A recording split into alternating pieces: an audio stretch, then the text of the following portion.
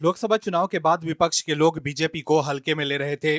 उन्हें लग रहा था कि पीएम मोदी अब बैकफुट पर हैं, क्योंकि बीजेपी खुद के दम पर बहुमत में नहीं है। लेकिन अब मोदी सरकार ने जिस तरह के फैसले लिए हैं, उससे विपक्षी खेमे में खलबली मच गई है। विपक्ष के लोग ये सोच रहे थे कि अब पीएम मोदी सख्त रुख नहीं अपनाएंगे, जैसे वो पहले 2 टर्म में भ्रष्टाचार के खिलाफ सख्ती से पेश आते थे। लेकिन पीएम मोदी ने दिखा दिया है कि अब भी वो उसी तेवर के साथ भ्रष्टाचार के खिलाफ कार्रवाई करेंगे। पुष्पा की भाषा में बोले तो पीएम मोदी ने बता दिया है कि भले ही सरकार गठबंधन की है, लेकिन उन्हें फ्लावर समझने की गलती मत करना। वो पहले भी फायर थे और अब भी फायर ही हैं। अब जिस तरह से वक्फ कानून में संशोधन से लेकर तमाम मुद्दे पर पीएम मोदी एक्शन में है, उससे साफ है कि विपक्ष की चिंता बढ़ने वाली है। यही वजह है कि कपिल सिब्बल भी बेचैन नजर आ रहे हैं। कांग्रेस के खिलाफ कार्रवाई देख कपिल सिब्बल चौंक गए हैं। दर्शकों, कांग्रेस के साथ कुछ भी अच्छा नहीं हो रहा है। चुनाव में तो पार्टी की करारी हार हो ही रही है, साथ ही अब गांधी परिवार की भी चिंता बढ़ गई है। गांधी परिवार की मुश्किलें फिर से बढ़ने वाली है। कांग्रेस ने देश में 50 साल से अधिक का शासन किया,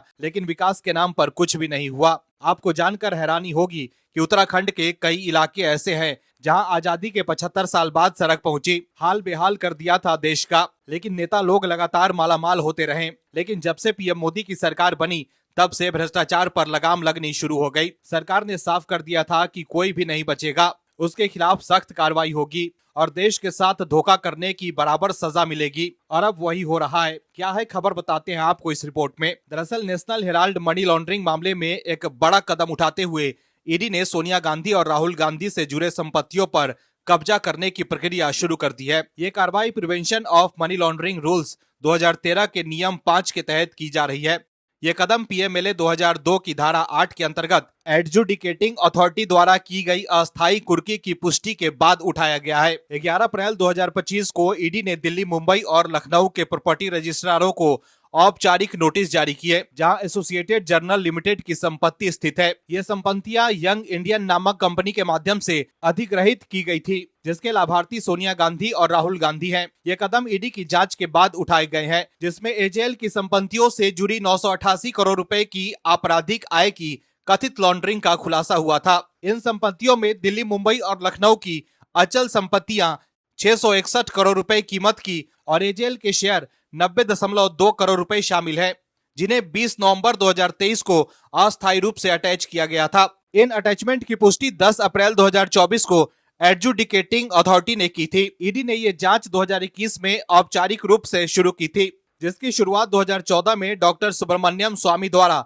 दिल्ली की एक अदालत में दायर की गई एक निजी शिकायत से हुई थी। इस शिकायत में सोनिया गांधी, राहुल गांधी और कांग्रेस के दूसरे नेताओं पर आपराधिक साजिश रचने और यंग इंडिया के माध्यम से मात्र 50 लाख में एजेएल की 2000 करोड़ रुपए से अधिक की संपत्तियां हड़पने का आरोप लगाया गया था। वहीं राज्यसभा सांसद और वकील कपिल सिब्बल ने नेशनल हेराल्ड मामले में सरकार पर गंभीर आरोप लगाए हैं। उन्होंने कहा है कि सरकार ईडी के जरिए नेशनल हेराल्ड अखबार की संपत्तियां जब्त करने की कोशिश कर रही है। कपिल सिब्बल का दावा है कि संपत्ति अखबार की है और सरकार ऐसा इसलिए कर रही है ताकि कांग्रेस को कमजोर किया जा सके। कपिल सिब्बल ने कहा है कि ये चाहते हैं कि कोई भी विपक्ष देश में ना रहे। ये सरकार एजेंसियों का इस्तेमाल कर विपक्ष को खत्म करने की कोशिश कर रही है। कहने को देश में लोकतंत्र है, लेकिन देश चल रहा है फादर ऑफ डिक्टेटरशिप से। ये लोग तानाशाही से देश चलाना चाहते हैं। ये लोग दूसरी सरकारों को काम नहीं करने देते। ये मुस्लिम हिंदू के एजेंडे पर अपनी सरकार चलाना चाहते हैं। इस देश में रूल ऑफ लॉ नहीं रहा।